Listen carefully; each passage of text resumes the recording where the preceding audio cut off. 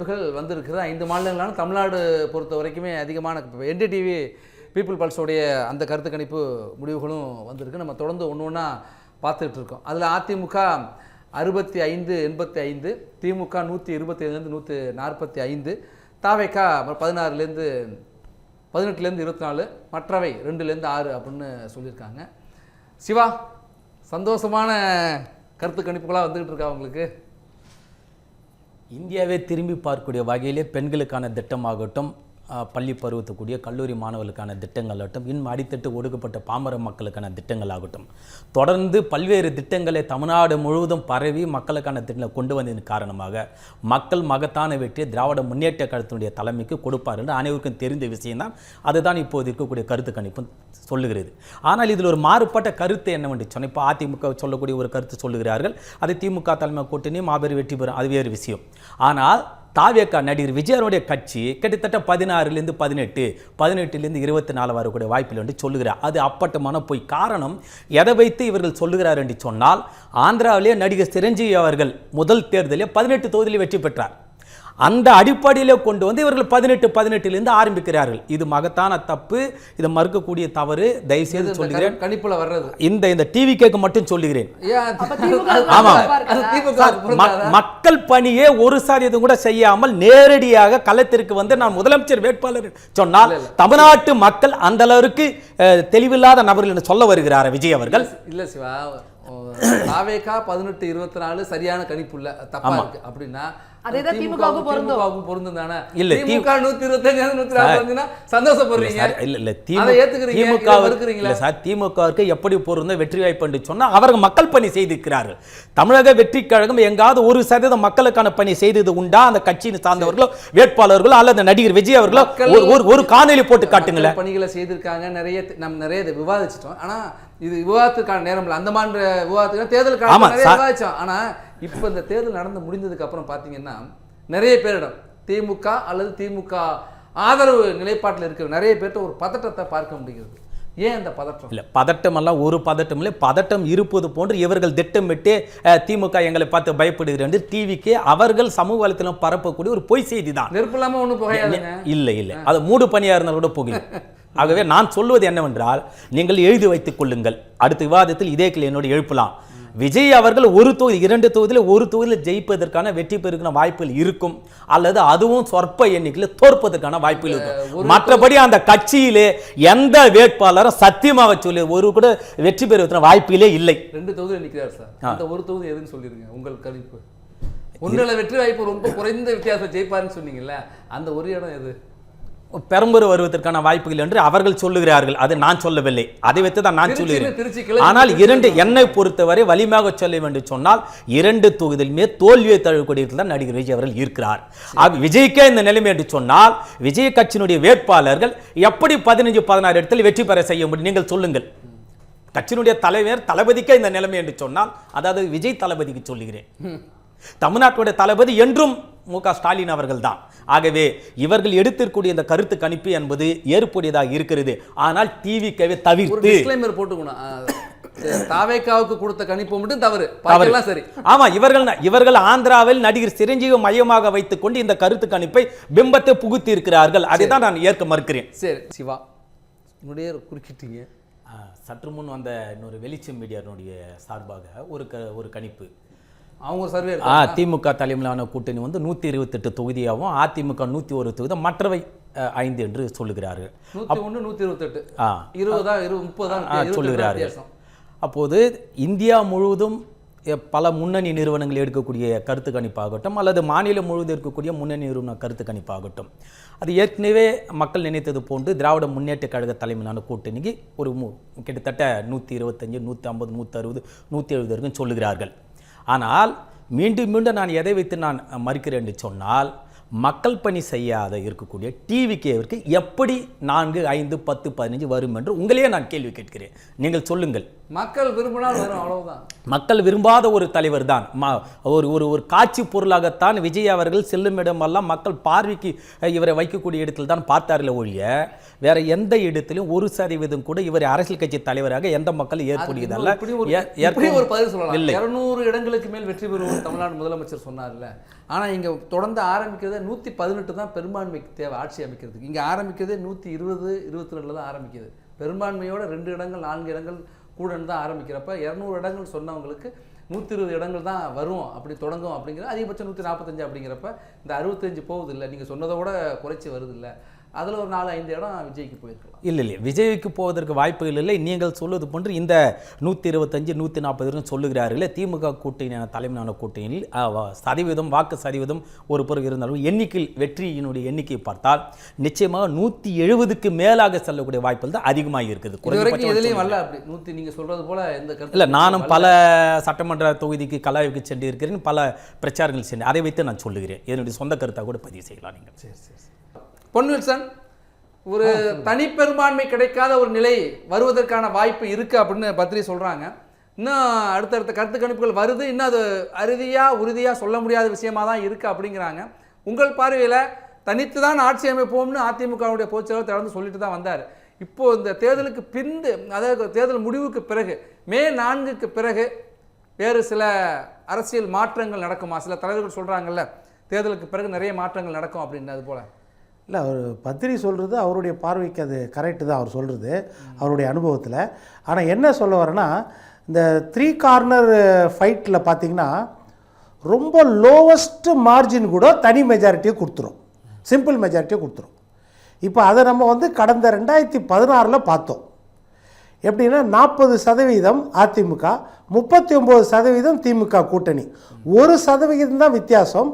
ஆனால் தனி மெஜாரிட்டியோட அதிமுக ஆட்சி அமைச்சுது. அது நம்ம பார்த்தோம். ஒரே ஒரு தடவை ரேரஸ்ட் அக்கேஷன் தான் 2006 நடந்தது. அதற்கு காரணம் வந்து 2006 நடந்ததுக்கு காரணமும் நீங்கள் பார்த்தீங்கன்னா மிதமிஞ்சிய சீட்டு வந்து அப்போது நம்ம காங்கிரஸுக்கு கொடுக்கப்பட்டது, 41 48 அப்போது கொடுக்கப்பட்டது. அதனால் அந்த நேரத்தில் வந்து ஒரு நெருக்கடி. 34 இடங்களில் காங்கிரஸ் வெற்றி பெற்றது, பாட்டாளி மக்கள் கட்சி 18 இடங்களில் வெற்றி பெற்றது அந்த நேரத்தில். இல்லை, அப்பையும் புது ஃபேக்டராக விஜயகாந்த் ஒரு புதுசாக தேர்தலை சந்திச்சார். விஜயகாந்த் ஃபேக்டர் நடுவில் இருந்துச்சு. அதனால் அது வந்து ஒரு ரேரஸ்ட் அக்கேஷன் தான். பட் என்னன்னா, அன்னைக்கு இருந்த மாதிரி இன்னைக்கு இருக்காதுன்றது பத்திரி சொல்கிறது. என்ன அப்படின்னா, பெருந்தன்மையோடு யாரும் நான் உள்ளே வரமாட்டேன்னு சொல்ல மாட்டாங்க. ஒரு இடம் ஜெயித்தவங்களும் சரி, இல்லை 10 இடம் ஜெயித்தவங்களும் சரி, மைனாரிட்டி ஆட்சி இருந்தால் எங்களுக்கு பங்கு வேணும்னு கேட்பாங்கன்றது உண்மை. ஏனென்றால் 2 சீட்டு கொடுத்தா கூட சரி, ஒரு ராஜ்யசபா எனக்கு கொடுங்கன்னு கேட்குற கண்டிஷனுக்கு இன்றைக்கி வந்துட்டாங்க கூட்டணி கட்சிகள். ட்ரெண்டே மாறி போயிடுச்சு.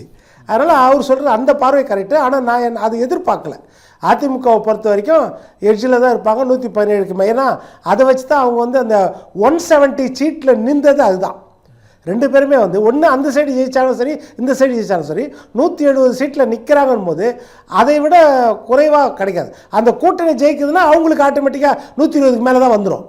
அந்த கூட்டணி தோக்குதுன்னா 120 கீழே போயிடும். அவங்க ஆட்சி அமைக்க முடியாது அவங்க. இந்த மாதிரி மற்றபடி கூட்டணிகள் ஷிஃப்ட் ஆனாங்கன்னா நீங்கள் சொல்கிறது ரைட்டு. இந்த சைட்லேருந்து அங்கே ஷிஃப்ட் ஆகி ஆட்சி அமைக்கலாம், அந்த சைடில் அது அப்படி நடந்தால் உண்டு. மற்றபடி நடக்க சான்ஸ் இல்லை. இப்போ நம்ம இருக்கா சார்? அது சான்ஸ் கிடையாது. ஒரு கூட்டணி உருவாகுது, தேர்தல் இல்லை, அதை தான் சொல்கிறேன். அதில் தான் வந்து மிக தீவிரமாக இருந்து அமித்ஷா அவர்களையும் கன்வின்ஸ் பண்ணார் எடப்பாடி பழனிசாமி. நாங்கள் 170 நிற்கிறோம், மேஜர் ஃபேக்டராக இருக்கணும் அப்படின்றது. அதனால தான் அமித்ஷா அவர்களும் என்னென்னா இணக்கமாக வந்தார், 27 போதும் அப்படின்றது. ஏனென்றால் நம்ம ஜெயிக்கிறது தான் டார்கெட்டுன்னு. அந்த சைடு பார்த்தீங்கன்னா திமுகவும் அதே மாதிரி தான். கடைசி வரைக்கும் காங்கிரஸுக்கு வந்து கொக்கி போட்டு அந்த 3 மட்டும் கூட கொடுத்து ஒரு ராஜ்யசபாவை கொடுத்து மற்றவர்களையெல்லாம் குறைச்சி, கம்யூனிஸ்ட் முதற்கொண்டு வைகோ முதற்கொண்டு குறைச்சி, வேறு வழி இல்லாமல் திருமாவுக்கு மட்டும் ஒரு 2 கூட கொடுத்து அவங்களும் அந்த 170 தக்க வச்சுக்கிட்டாங்க. அப்போது அதில் ரொம்ப முக்கியமாக இருக்கிறாங்க. அப்போது வெற்றின்னு ஒரு பக்கம் வந்தால் ஒரு தனி கட்சி 120க்கு மேலே தான் இருக்கும், இல்லைன்னா தோற்றுரும். அப்படி இல்லைன்னா கூட்டணிகள் மாறி ஆட்சி அமைக்கணும்னு பார்த்தாங்கன்னா நீங்கள் சொல்கிற மாதிரி ஆட்சி அமைக்க வாய்ப்பு இருக்குது. பத்ரி அதான் சொல்கிறாரு, கூட்டணியே 120 110 அப்படிங்கிறது தான் வர்றது மாதிரி இருக்கு அப்படிங்கிறாங்க. அப்போ இந்த 120 110ங்கிறப்ப பிற மாநிலங்களில் நம்ம கேள்விப்பட்ட இல்லை தமிழ்நாட்டு நடக்க போகுதா? நீங்கள் அடுத்த கூட்டணி மேலே போயிடும். நான் தான் சொல்கிறேன், அந்த மாதிரி வராது, அடுத்த கூட்டணி மேலே போயிடும். தோக்கிற கூட்டணியாக இருந்தால் அதில் வந்து திமுக அதிமுக குறைவாக வாங்கிடும். ஜெயிக்கிற கூட்டணியில் அவங்க மெஜாரிட்டியோட தான் இருப்பாங்க. கூட்டணி மாறினாங்கன்னா, கட்சிகள் மாறினாங்கன்னா, அந்த நேரத்தில் தேர்தலுக்கு முந்தின கூட்டணி இல்லாமல் தேர்தல் போஸ்ட்போல் அலையன்ஸ் இருக்கும். அப்போ கட்சி மாறி இந்த கூட்டணி மாறி அந்த கூட்டணி மாறி அது ரிவர்ஸ் நடந்துச்சுன்னா நான் இருக்குது. இப்போ கர்நாடகாவில் குமாரசாமி உட்கார வச்சாங்க, சோனியா காந்தி அம்மா 37 தொகுதி தான், அப்போது நீங்கள் உட்காருங்க அப்படின்னு சொல்லிட்டு மாறி உட்கார வச்சாங்க. அதே மாதிரி மகாராஷ்டிராவில் நடந்துச்சு. நம்ம உத்தவ் தாக்கரேக்கு சொல்றாங்க சார், தமிழக வெற்றி கழகத்தை பொறுத்த வரைக்கும் அப்படி ஒரு முதலமைச்சராக வருவதற்கு வாய்ப்பு இருக்குலாம் சொல்லிட்டு இருக்காங்க. இல்லை, அதனால தான் நான் சொன்னேன் அந்த மாதிரி வாய்ப்பு கிடையாது. 170+ 2 பேருமே நிற்கும் போது அந்த வாய்ப்பு தமிழ்நாட்டில் இருக்காது. ஸ்லெண்டர் மார்ஜினில் ஓட்டு சதவீதம் இருந்தால் கூட வின்னிங் கெப்பாசிட்டி அதிகமாக இருக்கும். அதுதான் நடக்கும். இன்னொரு விஷயம், தாவேக்காவை பற்றி இப்போ சிவா சொன்னார், என் தம்பி சிவா சொன்னாப்புல, நான் எப்படி ஓட்டு கன்வர்ஷன் ஆகுதுன்ற மட்டும் சொல்லிடுறேன்.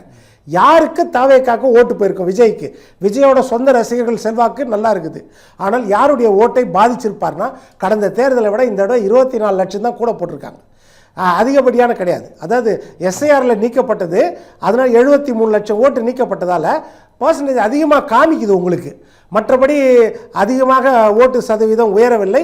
வாக்களித்தவர்கள் போன தேர்தலை விட இந்த இடம் 24 லட்சம் கூட போட்டிருக்காங்க. பட் 17 லட்சம் புதிய வாக்காளர்கள், 18 to 19 age first time voters 14.5 லட்சம்.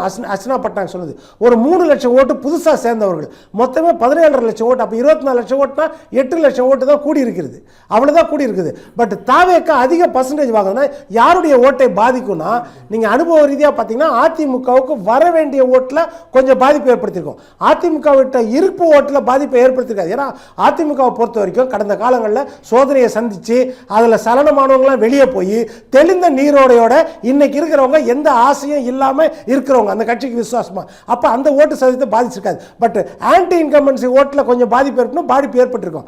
ஆனால் திமுக பக்கம் எப்படி பிரிச்சிருப்பாங்கன்னா, நீங்கள் ஃபர்ஸ்ட் டைம் ஓட்டர்ஸில் பார்த்தீங்கன்னா ஆக்சுவலாக சச்சார் கமிட்டி ரிப்போர்ட் பிரகாரம் 12% சிறுபான்மை தமிழ்நாட்டில். நீங்கள் மறைபொருளாக பார்த்தீங்கன்னா 15% இருக்கும். 15% இருக்குன்னா நீங்கள் அபவ், அதாவது 40க்கு கீழே இருக்கிறவங்க 2.25 கோடி, 2 கோடியே 30 லட்சம் வாக்காளர்கள், 30க்கு கீழே இருக்கிறவங்க 1 கோடியே 25 லட்சம் வாக்காளர்கள் தமிழ்நாட்டில். 30 வயசு கீழே இருக்கிறவங்க பெரும்பாலும் மதத்தை கடந்து தாவேக்காக்கு போட்டிருக்கிறாங்கன்னா அதில் கணிசமாக சிறுபான்மை ஓட்டு கிட்டத்தட்ட 30 லட்சம் ஓட்டு. அதில் அந்த 30 லட்சம் ஓட்டு தான் அதில் தாவேக்காவுக்கு பெரும்பான்மையாக வாக்களித்திருப்பாங்க. நீங்கள் சிறுபான்மை உட்பட அப்படி சொன்னாலும் கூட, ஏன்னா தாவேக்காவனால தான் அவங்க சொல்கிற பிரச்சாரத்துக்கு ஒரு மாற்று கருத்தாக என்ன சொல்லுவாங்க அப்படின்னாக்கா விஜய் 2 தொகுதியில் போட்டியிட்டார். அந்த 2 தொகுதியிலையுமே வாக்கு சதவீதம் ரொம்ப 90-95ன்னு வந்திருக்கணும். வந்திருக்கிறது கரூரில், எங்கே அந்த துயரம் நடந்ததோ அந்த ஊரில் அதிகமான வாக்கு சதவீதம் இருக்குது. மற்ற அவர் போட்டியிட்ட 2 தொகுதியிலையும் குறைவாக தானே இருக்குது. அப்படிங்கிறப்ப அந்த ஃபேக்டர் இல்லைங்கிறத ஒத்துக்கிறாங்க. அதையும் கடந்து 26 இடங்கள் வரை சார், நான் அதுதான் சொல்கிறேன். இல்லை, 8 லட்சம் பேர் தான் அதிகமாக ஓட்டு போட்டிருக்கவங்களே கடந்த காலத்தில் கம்பேர் பண்ணும்போது 24 லட்சத்தில். அது இல்லை, ஆனால் யாருடைய ஓட்டு போயிருக்கோம் அப்படின்றதுக்காக நம்ம ஒரு ஆதாரத்தோட, அதாவது போயிருக்குமான்னு தெரியாது, பட் எக்ஸிஸ்டிங் ஃபேக்ட் சிறுபான்மை ஓட்டு இல்லை. இந்த இடத்துல தான் திமுக தன்னுடைய கூட்டணியை இன்டாக்டா வச்சுக்கிட்டு அந்த வாக்குகளை அப்படியே அவங்க தக்க வச்சுட்டாங்க. அதிமுகவுக்குள்ள தான் அந்த வாக்கு செதறி இருக்கு. இல்ல, ஒரு விஷயம் நான் சொல்லிடுறேன், நான் கூட்டணி ஓட்டே சொல்ல நானு, நீங்க அதுதான் புரிஞ்சுக்கணும். ஃபர்ஸ்ட் டைம் ஓட்டர்ஸ்ல கிறிஸ்டியன்ஸும் இருப்பாங்க, இஸ்லாமியர்ஸும் இருப்பாங்க. அந்த ஃபர்ஸ்ட் டைம் ஓட்டர்ஸ் தாவேக்காக போட்டிருக்காங்கல்ல, அது யாருக்கு வர வேண்டிய ஓட்டு? இல்ல, திமுகவுக்கு வர வேண்டிய. ரைட் சார், அதுதான் இந்த கணக்கு இப்படி சொல்றாங்க. திமுக ஏன் இவ்வளவு இடங்கள் வருது அப்படிங்கிற ஒரு காரணம் சொல்றப்ப, அதிமுகவுக்குள்ளேயே வாக்கு என்பது ஓபிஎஸ், இந்த பக்கம் டெல்டாவில் வைத்தியலிங்கம், அதே போல சசிகலா ராமதாஸ் தனித்து வேட்பாளர் நிறுத்தினது. சசிகலாவுடைய நீங்க சொல்லுங்க. இல்ல சார், இப்ப நான் கேக்குது பதில் சொல்லுங்க. இல்ல சசிகலா ஓட்டு இல்ல 2020 முடிச்சிடுறேன். 20லேருந்து 30 இடங்கள்ல அதிமுகவுடைய வெற்றியை ஒரு பக்கம் தாவேக்கா எல்லாருடைய வெற்றியும் பாதிப்பார், எல்லா இடத்துலையும் வாக்கு பெறார். சசிகலா நிறுத்திருக்கிற வேட்பாளர் அதிமுகவுடைய வாக்கு மட்டும்தான் பறிப்பார். ஒரு 2000 3000 ஓட்டு வாங்கினா கூட அது அதிமுக வாக்கு. மகேஷ், அதுதான் வெற்றியை தீர்மானிக்க போறாங்க. இல்ல மகேஷ், நான் சொல்றத புரிஞ்சுங்க. 2021ல சசிகலா அம்மா ஓட்டு எங்க இருந்துச்சு? இங்க தான் இருந்துச்சு. எங்க இருந்துச்சு சசிகலா அம்மா இங்க இருந்தாங்க. அவங்க களத்துல சார் இல்ல நியாயமா பேசணும். இல்ல அவங்க களத்துல சசிகலா சார் 2021 சசிகலா ஆதரவு நான் கேக்குது ஓட்டு எங்க இருந்துச்சு சார்? சார் அமமுக ஓட்டு அமமுக கிட்ட இருந்துச்சு, இந்த தடவை வந்துச்சு. சசிகலா ஓட்டு எங்க இருந்துச்சு? சசிகலா ஓட்டு 2021ல சசிகலா ஓட்டு எங்க இருந்துச்சு? அவங்க ஆதரவு ஓட்டு திமுக கிட்ட இருந்துச்சு. அதுதான் விஷயம். அவங்க களத்துல இருந்தாங்களா? 2021ல அவங்க களத்திலே இல்லையா, ஆனா அவங்க ஆதரவு ஓட்டு எங்க போயிருக்கோம்? அவங்க திமுக அவங்க சொன்னாங்களா சார்? அவங்க அதிமுக தான் சொன்னாங்க அவங்க. சார் அதிமுக சொல்ல அவங்க சிறையில வந்து இல்ல அவங்க நான் ஒதுங்கி இருக்கிறேன், என்ன பழி வாங்கினாங்க, எல்லா கதையும் தான் சொன்னாங்க. புரியுதா? ஒரு வார்த்தையை விட அவங்க சொல்லலையே அவங்க. சார் அவங்க ஆதரவு சொல்ல நம்ம இப்ப நீங்க அவங்க ஓட்டு மொத்தமும் அதிமுக தான் விழுந்திருக்கோன்னு சொல்றீங்களா? இப்போ சார் இது இல்ல நான் என்ன சொல்றேன், இல்ல புரிதலுக்காக கேக்குறேன். ஒரு 30 இடம் 2021ல அமமுக 20ல இருந்து 30 இடத்தை சார் அவங்க கட்சி வச்சிருந்தாங்க சார். அந்த ஃபேக்டரி இங்க வரும் அப்படிங்கறாங்க. 30 இடம் வித்தியாசம்ங்கறாங்க. இல்ல நீங்க சொல்றது புரிஞ்சிக்கவே மாட்டீங்க. அவங்க கட்சி வச்சிருந்தாங்க, அதிமுக எதிர்ப்பு ஓட்டு, அமமுக ஆதரவு ஓட்டு அவங்களுக்கு போச்சு. ஆனால் சசிகலாவுக்கு எதிராக கட்சி ஆரம்பிச்சாரு. சசிகலா ஆதரவு ஓட்டு அவருக்கும் போவாது, அதிமுக வராது. போன தடவை சைலண்டா வந்தா எந்த பிரச்சனை இல்லங்கறீங்க. ரைட், அந்த எந்த பிரச்சனை இல்லங்கறீங்க. ஆமா, அது கிடையாது, யதார்த்தம் அதுதானே. சரி, அதே மாதிரி எடுத்தீங்கன்னா ஆனா ஒண்ணு இது கேளுங்க, ஆனா திமுக கூட்டணியில ராகுல் காந்தி தான் உண்மையான காங்கிரஸ். ராகுல் காந்தி கடைசி வரைக்கும் ஸ்டாலின் கூட மேடையில் நிக்கல மட்டும் கிடையாது, ராகுல் காந்தி பண்ண பிரச்சாரத்துல திமுக கூட்டணி கட்சி தலைவர்கள் கூட ஏறல. சரி சார், விடுதலை சிறுத்தைகள் திருமாவளவன்ல இருந்து வைகோல இருந்து ஒருத்தரும் ஏறல. சார் நிறைவு பகுதிக்கு வந்துட்டா எல்லாருமே ஒரு சுற்று போயிட்டு வந்தா கடைசியா நிறைவு பகுதிக்கு உங்களுக்கு ஒரு வாய்ப்பு இருக்கு. சுருக்கமா சொல்லிக்கலாம். சிவா பரமேஸ்வரன் நிறைவு கருத்து சுருக்கம். இந்த முடிவுகள்லாம் எதை வெளிப்படுத்துகிறது? இது அப்படியே பிரதிபலிக்க வாய்ப்பு இருக்கா? வாய்ப்பு இருப்பதாக நம்பலாம். ஏன்னா இப்போ அசாம், மேற்கு வங்கம், பாண்டிச்சேரி இது மூணுத்திலையும் பாரதிய ஜனதா கட்சி தலைமையிலான என்டிஏ தீர்க்கமாக ஆட்சி அமைப்பதற்கான சாத்தியக்கூறுகள் இருக்கின்றன. கேரளாவுக்கு எனக்கு சின்ன சந்தேகங்கள் இருக்குது. அங்கே எதிர்பார்க்கின்றபடி காங்கிரஸ் அந்த போதுமான அளவுக்கு இடங்களை பெற்று ஆட்சி அமைப்பதற்கான வாய்ப்பு முழுமையாக இருக்கும் என்று என்னால் நம்ப முடியவில்லை. ஏனென்றால் அங்கே பாரதிய ஜனதா கட்சி இது நான் சொல்லலை, இங்கே வருவதற்கு முன்னால் அங்கே இருக்கக்கூடிய சில மூத்த பத்திரிகையாளர்கள் ஆட்களை பேசின பொழுது பாரதிய ஜனதா கட்சிக்கு ஒரு 10 சீட் அளவுக்கு கிடைப்பதற்கான வாய்ப்பு இருக்கிறது. அதுவும் குறிப்பாக எங்கே சொல்கிறாங்க அப்படின்னா திருவனந்தபுரம், ஆலப்புழா, பந்தனம்திட்டா போன்ற பகுதிகளில் குறிப்பிட்ட அளவுக்கு அவங்களுக்கு வாக்கு வங்கி கிடைக்கும். ஸோ கேரளா கொஞ்சம் ப்ரெடிக்ட் பண்ணுறது கஷ்டமாக இருக்கும்னு என்னுடைய அபிப்பிராயம். தமிழ்நாட்டை பொறுத்தவரையில் மிக மிக நெருக்கமாகத்தான் இருக்கக்கூடும். அதிமுகவுக்கு 1% கூடுதலாக ஆட்சி அமைப்பதற்கான வாய்ப்பு இருப்பதாக நான் கருதுகிறேன். நன்றி. சுமதி, நிறைவு கருத்து சுருக்கம். 5 மாநிலங்கள்லையுமே 4 மாநிலங்கள்ல என்டிஏ தான் லீடு எடுக்கும் அப்படின்றது எங்களோட ஆணித்தரமானது. ஒரு மாநிலம் தமிழ்நாடும் சேர்த்து தான். கேரளால வரதுக்கு வாய்ப்பு இல்லை. கேரளால ஒரு மிகப்பெரிய ஒரு இன்ட்ரெஸ்டிங்கான ஃபேக்டர் பாஜக ஒரு 10ல இருந்து 12 தொகுதிகள் எடுத்தாங்க. அசாம்ல மீண்டும் பாஜக ஆட்சி. டைம்ஸ் நோவுடைய கருத்து கணிப்பு பாஜக 88ல இருந்து அது கிளியர் கட்டுங்க. அது 100% நமக்கே தெரிஞ்சது அது. அதே போல கேரளால ஒரு இன்ட்ரெஸ்டிங் ஃபேக்டரா 10 to 12 பிஜேபி எடுத்தாங்க அப்படின்னா அது பயங்கர இன்ட்ரெஸ்டிங்காக இருக்கும். அந்த இதில் 2 பேர்ல யாருமே ஆட்சிக்கு வந்தாலும் கூட குடுமி பாஜக கையில் இருக்கு அப்படிங்கிற மாதிரி ஒன்று இருக்கும். அடுத்து மேற்கு வங்காளத்தில் நம்ம பாஜகவை நீங்கள் சொன்னீங்க இல்லையா, ஏன் அங்கே கவனம் செலுத்துறாங்க அப்படின்னா, மேற்கு வங்கத்தில் பாஜக ஆட்சி அமைச்சே ஆக வேண்டியது பாஜகவுக்கு முக்கியம் கிடையாது, பாரத தேசத்துக்கு முக்கியம். ஏன்னா மேற்கு வங்கத்தில் என்ன மாதிரியான ஒரு அரசியல் போயிட்டு இருக்கு அப்படின்னா, நாம அரசியல் பண்ணணும் அப்படின்னா இந்த பாரத தேசம் நல்லா இருக்கணும் அப்படிங்கிற ஒரு புரிதல் இல்லாம அரசியல் உள்நோக்கங்களுக்காக ஊடுருவல்காரர்கள்லாம் உள்ள வச்சுக்கிட்டு அவங்களோட இது ஓட்டு போயிருச்சு அப்படின்னு சொல்லி கதறதாகட்டும், அவங்களுக்கு நாங்க நலத்திட்டங்கள் செஞ்சு கொடுப்பேங்கிறதாகட்டும், யாருமே இன்னைக்கு அதை இங்க இருக்கிற மக்களும் புரிஞ்சிருக்காங்க, அந்த மேற்கு வங்க மக்களும் புரிஞ்சிருக்காங்க. நாம கட்டுற வரி பணம் நம்ம வீட்டுல இருக்கிறவங்களுக்கு தான் இருக்கணும் அப்படின்றது. அப்ப அதை மேற்கு வங்கத்துல நிச்சயமா பாஜக கிளீனா ஒரு ஸ்வீப் எடுக்கும் அப்படின்றது சந்தேகம். சிவா, நிறைவு கருத்து. தமிழ்நாட்டில் திமுக தலைமையிலான கூட்டணிக்கு இருக்கக்கூடிய இப்போது வரக்கூடிய அந்த எண்ணிக்கையில் இன்னும் கூடுதலாக அதிகரிக்கக்கூடிய வாய்ப்புகள் இருக்கிறது.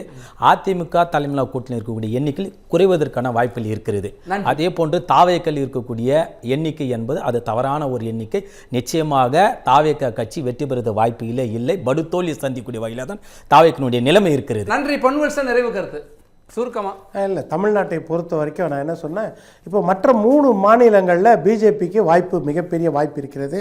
அதுவும் இல்லாமல் அஸ்ஸாம் கணபரிஷத்து கூட அவங்க சேர்ந்ததுலேருந்து பிஜேபியை அஸ்ஸாமில் தோக்கடிக்கவே முடியல. அந்த கூட்டணி ரொம்ப ஜெல்லாகி ரொம்ப இதாக தான் இருக்கிறாங்க, அந்த போடோலேண்டு கூடயும் சேர்த்து. அதனால் அஸ்ஸாமை பொறுத்த வரைக்கும் அறுதி பெரும்பான்மையோட பிஜேபி வரும் தான் நினைக்கிறேன். கேரளாவில் ஓரளவுக்கு கடந்த காலத்தை விட ஓரளவுக்கு பிரகாசமான வாய்ப்பு இருக்கிறது அப்படின்றது. பட்டு ஆட்சி அமைக்க முடியாது. காங்கிரஸுக்கு வாய்ப்பு இருக்கிறது. ஏன்னா 2 தடவை கன்சிஸ்டண்ட்டாக நம்ம கம்யூனிஸ்ட் வந்துட்டாங்க அங்கே. இந்த தடவை காங்கிரஸுக்கு வாய்ப்பு இருக்கிறது. தமிழ்நாட்டை பொறுத்தவரை அதிமுக கூட்டணி, அதிமுக என்டிஏ கூட்டணி கண்டிப்பாக வெற்றி பெறும். எனக்கு தெரிந்து 150 தொகுதிகள் வர வாய்ப்பு இருக்கிறது. நன்றி. நன்றி. நிறைவு கருத்து பத்ரி சார். மற்ற 4 மாநிலங்கள்லேயும் ஒரு தெளிவு இருக்குது. தமிழ்நாட்டில் எனக்கு தெளிவில்லை. அசாம் பாரதிய ஜனதா, புதுச்சேரி என்ஆர் காங்கிரஸ் பாரதிய ஜனதா, கேரளம் காங்கிரஸ் தலைமையிலான யூடிஎஃப், மேற்கு வங்கம் இவங்க சொல்ற மாதிரி மிகப்பெரிய அளவில் பாரதிய ஜனதா வெற்றி பெறும் நான் நினைக்கல. ஆனால் பாரதிய ஜனதாவுக்கு ஒரு எட்ஜ் இருக்கு. பெரும்பான்மை பெற்றுவிடும், ஆட்சி அமைக்கும். ஆனால் வலுவான எதிர்க்கட்சியாக மம்தா இருப்பார். தமிழகத்தில் 4ஆம் தேதி வரைக்கும் நான் இவர் தான் ஜெயிப்பார் அவர் தான் ஜெயிப்பார்னு சொல்ல போறதில்ல. உள்ளதுலயே கன்ஃபியூசிங் ஸ்டேட்டா தமிழ்நாடு மட்டும்தான் இருக்கு. எனக்கு மேற்கு வங்கம் போல தமிழ்நாட்டிலும் ஒரு வலுவான எதிர்க்கட்சி இருக்குங்கிறத உறுதியா நம்பலாம். இப்போ அது தெரியல, அதுவும் உறுதியாக சொல்ல முடியாது. ஏன்னா தாவேகாவுக்கு என்ன கிடைக்க போறதுன்னு எனக்கு இன்னும் புரியல. அதுக்கு கிளாரிட்டி இருந்தாதான் நான் இது எப்படி போகும்னு சொல்ல முடியும். அப்ப வேற வழி இல்லை, 4ஆம் தேதி வரை பொறுத்திருக்க வேண்டியதுதான். 4ஆம் தேதி வரை காத்திருக்க வேண்டும் என்று பத்ரி சொல்றார். 5 மாநில தேர்தலுக்கு பிந்தைய கருத்து கணிப்பு முடிவுகளில் 4 மாநிலம் ஒன்றை தெளிவாக சொல்கிறது. தமிழ்நாடு மட்டும்தான் கொஞ்சம் குழப்பமாக இருக்கு. ஆளுங்கட்சிக்கும் எதிர்கட்சிக்குமான வித்தியாசம் ரொம்ப குறைவாக இருக்கு. ஒரு மேற்கு வங்கத்தை பொறுத்த வரைக்கும் எல்லா கருத்துக்குமே ஒரே மாதிரி இருக்கு. அசாம் ஒரே மாதிரி இருக்கு, புதுச்சேரி ஒரே மாதிரி இருக்கு, கேரளா ஒரே மாதிரி இருக்கு. ஆனால் தமிழ்நாடு அப்படி இல்லை. ஒரு 8-9 கருத்து கணிப்பில் பார்த்தீங்கன்னா 4, 3, 1, 2ன்னு அப்படி மாறி இருக்கிறதுனால அதுதான் கொஞ்சம் குழப்பம். ஒரு 1000 வாக்குகளுக்கு குறைவான வித்தியாசம் வெற்றி தோல்வி என்பது 30லேருந்து 35-40 தொகுதி வரைக்கும் இருக்கும் அப்படிங்கிற ஒரு பார்வையும் இருக்குது. இதுதான் வெற்றியை தீர்மானிக்க போகிறது, அதுதான் ஆட்சியையும் தீர்மானிக்க போகிறது. அந்த இடம்தான் ஒரு உறுதியாக சொல்ல முடியாத ஒன்றாக இருக்குங்கிறது ஒரு பார்வையாக இருக்குது. இன்னும் ஒரு 4-5 நாட்கள் தான் முடிவு. இந்நேரத்திற்கெல்லாம் அதிகாரப்பூர்வமாக நாம் தெரிந்து கொள்ளலாம். அதுவரை பொறுத்திருப்போம், காத்திருப்போம். இந்த சிறப்பு நேரில் பங்கேற்ற விருந்தினர்கள் அனைவருக்கும் நன்றி. மற்றும் ஒரு சிறப்பு நிகழ்ச்சி சந்திப்போம். தொடர்ந்து இணைந்திருப்போம்.